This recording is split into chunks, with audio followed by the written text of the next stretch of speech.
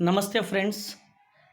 अब हम F Y B com, F Y B A, Y C M U Nashik जो हमारी यूनिवर्सिटी है उसकी क्वेश्चन पेपर और उसका सॉल्यूशंस देखने वाले हैं। सो स्टूडेंट्स, ये वीडियो थोड़ा बड़ा होगा क्योंकि इसमें बहुत बड़े बड़े क्वेश्चंस है, मीन्स उसके आंसर्स बड़े बड़े हैं, तो हमें उसको समझ के ही आगे चलना है। क्यों? क्योंकि आपको जो क्वेश्चन पेपर आएगा अभी एग्ज़ाम में, तो उसके इस क्वेश्चन पेपर सॉल्यूशन के हेल्प से आप अंडरस्टैंड कर पाओगे कि कौन से तरीके से क्वेश्चंस आपको पेपर में आते हैं। So without wasting time we start now. तो यहाँ आप देख सकते हो कि क्वेश्चन पेपर दिसंबर 2019 की है, और इस जगह पे जो इंस्ट्रक्शन दी हो आपको सब आप रीड कर सकते हो। हम लोग अभी स्टार्ट करेंगे क्वेश्चन 1 नंबर, सॉल्व एनी 4 सब questions. So friends, just for a moment I will just show you the actual question paper कि क्वेश्चन पेपर आपको कैसी पेपर में आती है। तो यहाँ आप देख सकते हो कि क्वेश्चन पेपर इस फॉर्मेट में आपको रहेगी। जो इंग्लिश HEN 101 का जो कोड नंबर है, हमें इसको ये क्वेश्चन पेपर इस तरीके से आएगा। तो आप देख सकते हो कि क्वेश्चन 1 सॉल्व एनी 4 सब क्वेश्चन, इसमें ABCDE, then question number 2 ABCDE, ऐसे सब क्वेश्चन इसमें आएंगे। तो जो 5 सब क्वेश्चन है उसमें से एटलीस्ट आपको 4 सॉल्व करना है। But I will suggest you कि आपको पूरे के पूरे सॉल्व करने चाहिए। रीज़न क्या है?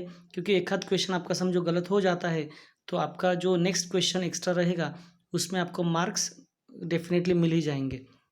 तो फ्रेंड्स, जस्ट यह आप देख रहे हो कि आपको अपना वीडियो अच्छा लगा तो आप उसको सब्सक्राइब कर सकते हो और आपके जो फ्रेंड्स हैं उनको आप शेयर कर सकते हो। चलो तो स्टार्ट करते हैं अभी फ्रेंड्स हमारे क्वेश्चन पेपर सॉल्यूशन को।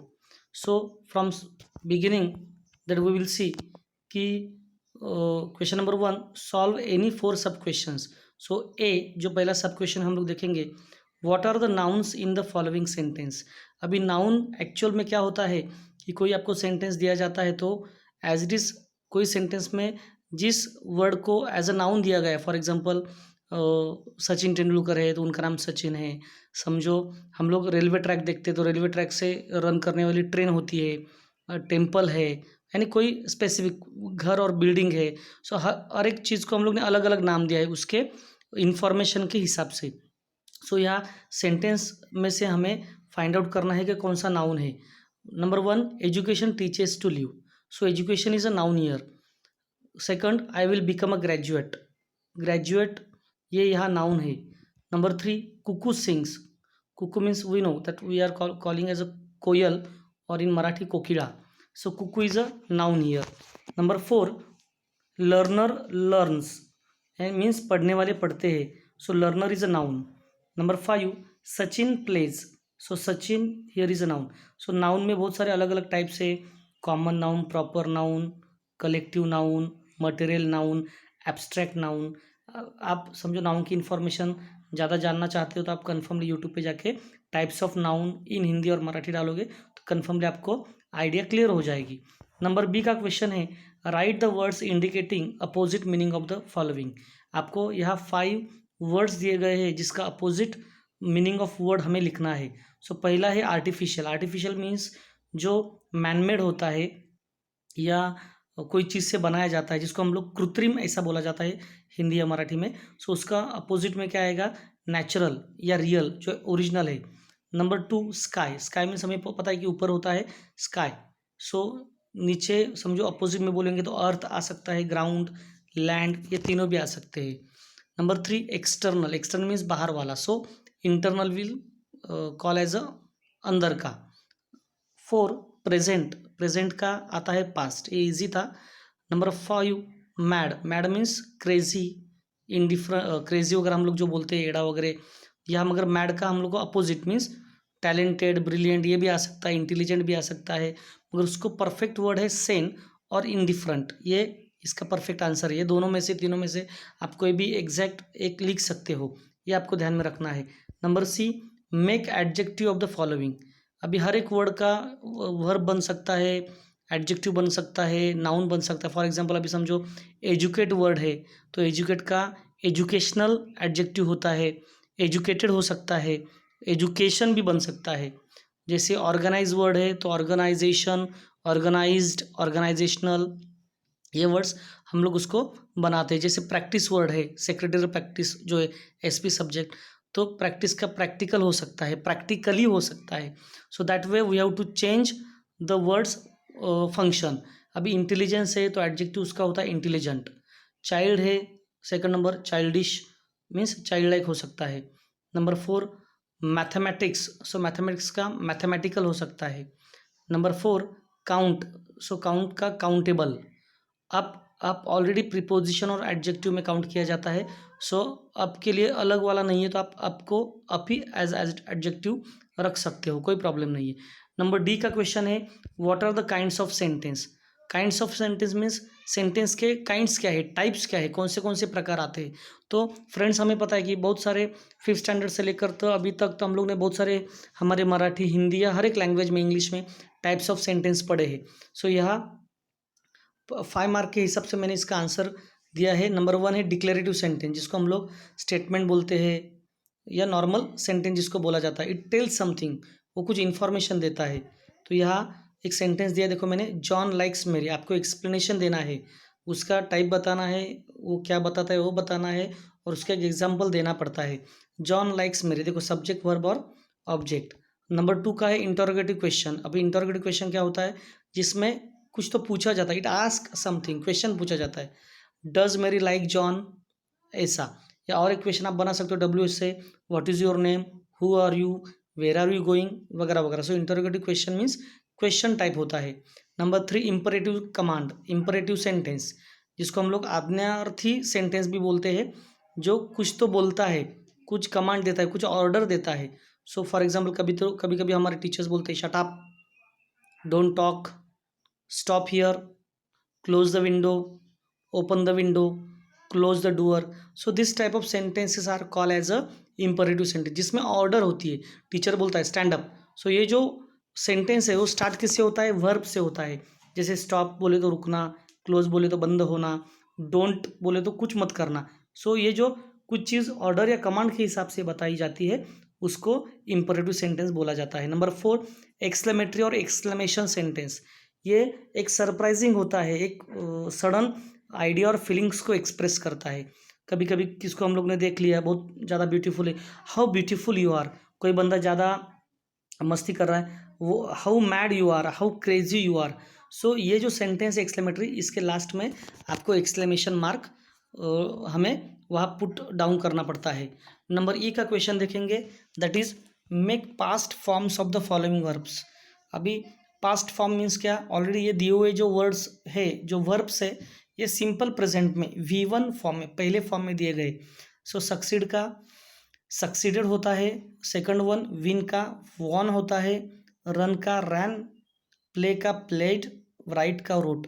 सो friends I will tell you some, जो वर्ब्स के फॉर्म्स आपको पता करने हैं तो आप एज इट इज़ नेट पे जाके, ग्रामर का बुक होगा तो उसमें आप जस्ट थोड़ा सा रिव्यू ले सकते हो, यूट्यूब पे भी डाल सकते हो वर्ब फॉर्म्स इन हिंदी और इंग्लिश। तो आपको 5-10 मिनट्स की वीडियो देखोगे तो आपको तुरंत ये आइडिया क्लियर हो जाएगी, या आपको थोड़ा कॉन्फिडेंस बढ़ेगा।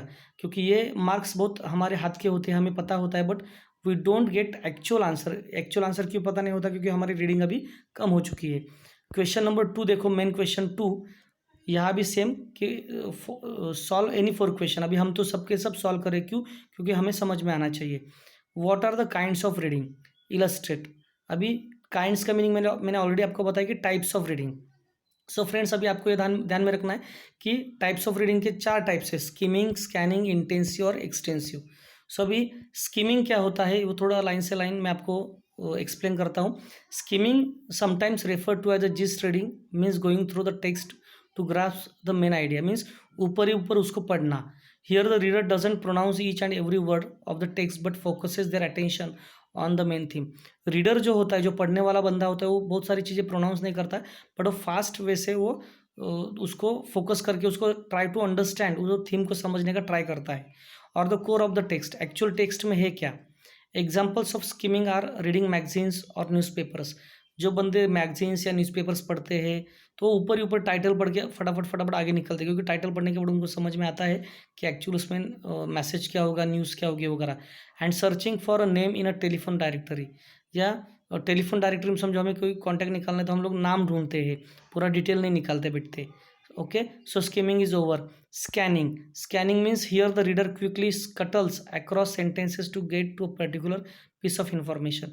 पूरे इंफॉर्मेशन वो स्कैन करता है, यानी फास्ट वे से रीडिंग करता है। Scanning involves the technique of rejecting और ignorant irrelevant information. When he read, जब वो बंदा पढ़ता है, जब उसको वो रीडिंग करता है तो वो बहुत सारी इन्फॉर्मेशन जो अनइम्पोर्टेंट लगती है, ज़्यादा इंपॉर्टेंट नहीं लगती, उसको साइड में रख के फटाफट उसको from the text to locate a specific piece of information, तो थोड़ा कुछ इन्फॉर्मेशन उसमें से क्या करता है, लोकेट करता है। फॉर एग्जांपल हमें पता है कि अभी हम लोग एग्जाम के टाइम पे बहुत सारी चीज़ों को, बहुत बड़ा पैराग्राफ रहेगा, पैसेज रहेगा, तो उसमें से 2-4 लाइन्स को अंडरलाइन करते हैं। क्यों अंडरलाइन करते हैं? बिकॉज वो इन्फॉर्मेशन हमें ज़्यादा मेमोराइज लगती है, हम लोग ध्यान में रख के उसको एक्सटेंशन हमारे आंसर में कर सकते हैं। So that is called scanning. Next one है intensive reading. Intensive reading is a far more time consuming than skimming. अभी इंटेंसिव रीडिंग कैसी होती है कि ये टाइम कंज्यूमिंग होती है, बंदा बहुत डिटेल में पढ़ता है, word to word, line to line उसको क्या करता है, रीड करता है। Than skimming and scanning as it needs the reader's attention to detail, और जहाँ जरूरत है वही उसको स्कैन करता है वो। It involves close reading that aims at the accuracy of comprehension. वो कॉम्प्रिहेंशन, वो अंडरस्टैंड करने का ट्राई करता है कि एक्चुअल उस टेक्स्ट में है क्या। Here the reader has to understand the meaning of each and every word. मैंने आपको पहले ही बोला कि हर एक वर्ड का वो मीनिंग समझने का ट्राई करता है। Next, extensive reading. Extensive reading less more emphasis on fluency and less on accuracy. It usually involves reading for pleasure and is more of an out of classroom activity. Extensive reading ये क्या होती है, ज़्यादा vast होती है, ज़्यादा बड़ी होती है, एक्सटेंडिंग होती है। क्यों? क्योंकि उसमें हम लोग नॉवेल्स वगैरह पढ़ते हैं, बहुत बड़ी बड़ी बुक्स पढ़ते हैं, जिसमें से हमें प्लेजर या हैप्पीनेस हम लोग फाइंड आउट करने का ट्राई करते हैं। It is highly unlikely for readers to take up the extensive reading of the text they do not like. अभी आपको यह एक बात बता दूं मैं कि ये जो टाइप्स ऑफ रीडिंग है 4, स्किमिंग, स्कैनिंग, इंटेंसिव और एक्सटेंसिव।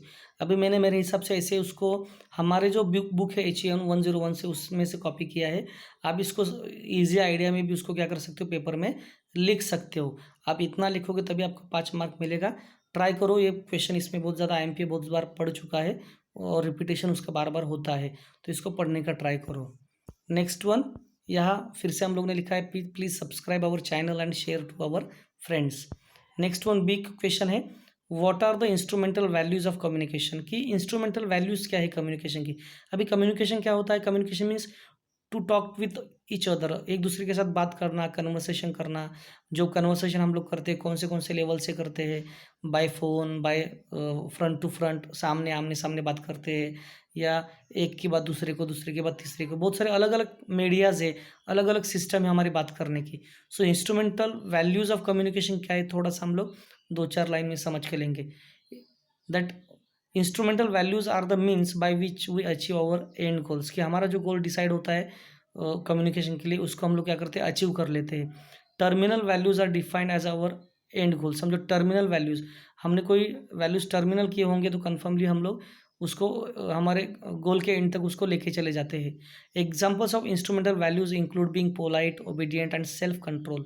कि हम लोग जो कम्युनिकेशन करते हैं, हमारे कम्युनिकेशन में पोलाइटनेस होना चाहिए, रिस्पेक्ट होनी चाहिए। ओबीडियंट, सामने वाले के साथ हम लोग को शांति से बात करना है। सेल्फ कंट्रोल, जो भी कुछ हो रहा है अच्छा बुरा, तो हमें खुद के ऊपर सेल्फ कंट्रोल रख के उसको क्या करना है, सामने वाले के साथ कम्युनिकेट करना है। बंदा सामने वाला कुछ गलत सलत बोलता है, इसकी वजह से हम लोग भी उसको एरोगेंट होके आंसर नहीं देना है। So it's called as a self control. ये 3 चीज़ें बहुत ज़्यादा इंपॉर्टेंट होती है इंस्ट्रूमेंटल वैल्यूज़ में, polite, obedient and self controlled.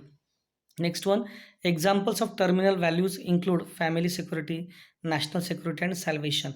ये 3 टर्मिनल वैल्यूज़ ज़्यादा इसमें इंपॉर्टेंट बनती है, तो आप अच्छे से समझ लोगे, ऐसा मैं समझता हूँ। Next one, what aspects affect a communication between a teenage and old person.